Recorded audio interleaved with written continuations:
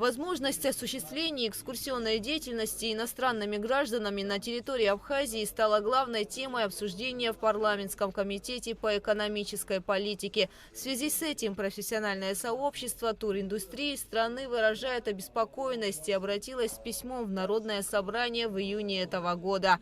Сложилась такая ситуация, что поступила информация в профессиональное сообщество туристической индустрии о том, что готовятся соглашения с правительством Российской Федерации, которое позволит российским экскурсоводам и гидам работать беспрепятственно на территории Республики Абхазия. С чем категорически все профессиональное сообщество не согласно. Была встреча в кабинете министров у премьер-министра.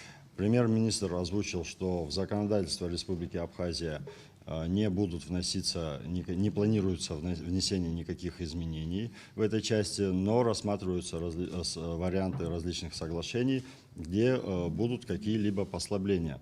Это если кратко. С чем мы выразили полное несогласие.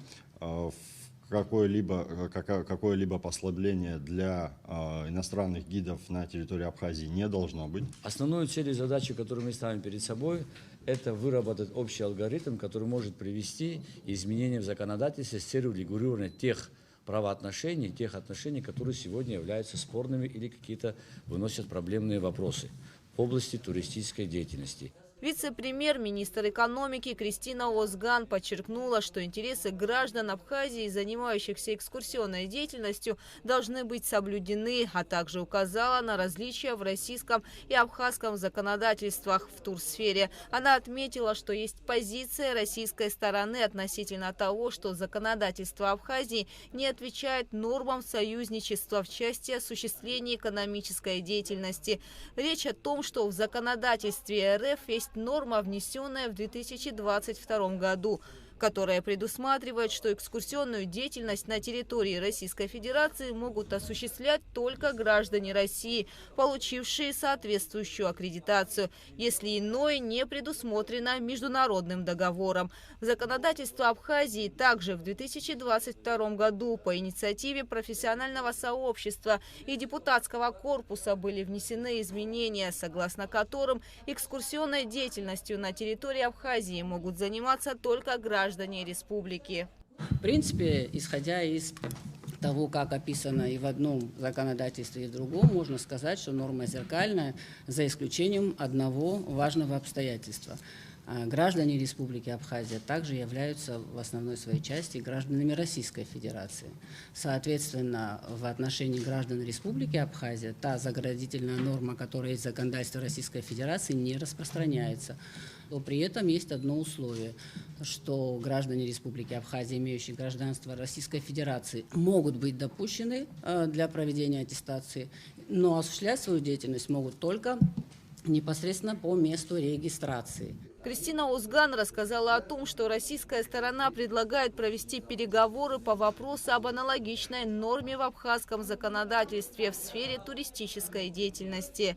Речь идет непосредственно не обо всей экскурсионной деятельности, только о категории, предпринимателей, которые классифицируются как гиды-перевозчики, которые на автотранспортном средстве вместимостью менее 9 мест совмещают в себе фактически функции водителя и экскурсовода. Это касается конкретно этой категории. Соответственно, абхазская сторона в рамках рабочего совещания, которое было здесь в июне месяце с участием представителей Минэкономразвития, озвучила свою позицию, что мы не считаем возможным вносить изменения в законодательство Республики Абхазия, потому что в данном случае, если может речь идти о международном договоре, то законодательство республики в этой сфере менять нет необходимости. Это можно урегулировать в данном случае международным договором, который должен пройти ратификацию в Народном собрании парламенте Республики Абхазия. По словам Озган, поэтому было предложено обсудить возможность урегулирования ситуации в рамках международного договора межправительственного соглашения, касающегося деятельности гидов-перевозчиков. Что дает данное межправсоглашение? Данное межправсоглашение может, в частности, определить требования и условия, которые могут быть использованы применительно к гражданам Российской Федерации, которые хотят осуществлять такую деятельность на территории Республики Абхазия. И, безусловно, учитывая, что это однозначно затрагивает интересы наших граждан, мы предлагали и предлагаем сейчас вместе с нашим профессиональным сообществом экскурсоводов, вместе, то есть совместно проработать данный проект. Его фактически еще никто к нему не приступал, к его разработке, то есть мы сейчас находимся на начальной стадии вопроса и как раз призываем к тому, чтобы мы совместно выработали подходы, которые позволят максимально учесть интересы наших граждан. По мнению спикера парламента Лаши Ашуба, при разработке межправсоглашения с Россией нужно в первую очередь исходить из интересов граждан Абхазии. Я не говорю о том, чтобы мы отказались от диалога. Это неправильно с точки зрения межгосударственных отношений. Давайте будем исходить из интересов наших граждан. Прежде всего и, конечно, из межгосударственного контекста. Председатель Ассоциации экскурсоводов Абхазии Линда Ампар рассказала о возможных путях урегулирования данного вопроса, предлагаемых турсообществом. Мы подготовим и проработаем, я имею в виду профессиональное сообщество, совместно с Министерством туризма, мы это обсуждали с министром туризма Республики Абхазия Хишбатым Разом Владимировичем, программу поддержки российских компаньонов, осуществляющих экскурсионную деятельность на территории Республики Абхазия. Поддержка будет заключаться в подготовке методических программ, предназначенных для индивидуальных экскурсий, поиск кадров, аккредитованных гидов, экскурсоводов Абхазии, необходимых для осуществления точечного предложения по запросу клиента. Информационная поддержка для желающих легализоваться, работать согласно законам Республики Абхазия. Содействие в организации иностранного юрлица при желании россиян работать самостоятельно. То есть россияне здесь имеют возможность либо по договору с юрлицом, либо физлицом, зарегистрированным на территории Республики Абхазия, осуществлять экскурсионную деятельность. Наше юрлицо, либо физлицо предоставляют им гида, экскурсовода, аккредитованного здесь, и они, соответственно, будут представлены здесь. Либо они сами могут открыть юрлицо и работать здесь. К сожалению, в пятницу, когда у нас была встреча, такие идеи на встрече в кабинете министров не были озвучены, но я думаю, не только в парламент, но и в кабинет министров эти тоже идеи, предложения от профессионального сообщества поступят. Мы тоже с удовольствием ознакомимся с этими материалами и по возможности максимально будем их использовать. Что касается вопроса возможного подписания соглашения, это соглашение, если даже и наше профессиональное сообщество со своими коллегами, уполномоченные органы Абхазии, России в установленном законом о международных договорах порядке, как вырабатываются предложения о подписании международного договора, и будет проект представлен, этот проект, на наш взгляд, не должен касаться только лишь того узкого вопроса, который сегодня обсуждается на комитете. Этот вопрос должен касаться вообще взаимодействия двух стран в туристической сфере. 31 штраф был выписан с начала года в отношении гидов-нелегалов в Абхазии, сообщил замминистра туризма Астамур Барциц в рамках заседания. Он отметил, что в основном нарушения совершают одни и те же люди. Часто мы слышим такие реплики, что 200, 300, 400, 500, 1000, 1500 нелегалов. 3 года занимаемся этим вопросом. У нас штрафов, около, в общем количестве около 59. Но по большому счету, это одни и те же.